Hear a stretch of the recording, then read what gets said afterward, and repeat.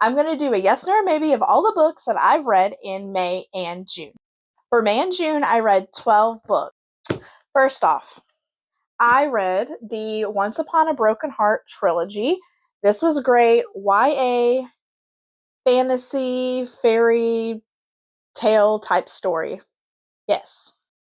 I also read Grady Lake by H.L. Hyde. This was a campy mystery. It was great. Had a little 90s nostalgia and an older female main character. Loved it. Yes. Next, I read Spark of the Everflame and Glow of the Everflame. Yes, yes, yes. My new favorite fantasy romance. Not romantasy, fantasy romance. Super great. You should definitely read this one.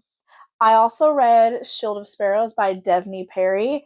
I will say yes on this one. It is romantasy, yes, but it's a little different than your normal romantasy story. There's monsters. Super fun. Also, I read The Locked Door by Frida McFadden. I say this is a maybe. I enjoyed it. My husband started listening to it. He enjoyed it. But I could see how some people might not like this one because I mean it wasn't her best book, I will say, that I've read so far. But I will say it's a maybe. I also read The Poppy War by R.F. Kuang. Yes, yes, yes. It is dark, it is fantasy, and it's heart-wrenching. So good. I also read An Academy for Liars by Alexis Henderson. I will say maybe. I honestly did not like the story until the very end, which the end did make me cry. And that is what saved the book. I will say maybe, maybe. I also read Survive the Night by Riley Sager.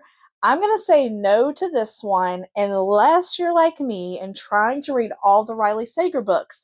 If you were that person, then it would be a yes to a maybe. Otherwise, no, skip this one. The entire book happens in a car, pretty much. And no, just no. Lastly, for my favorite book that I read in June was Dungeon Crawler Carl by Matt Denneman. Yes, freaking yes, yes. This book was awesome. Pick this one up, read it, read or listen to the audiobook. This is so good.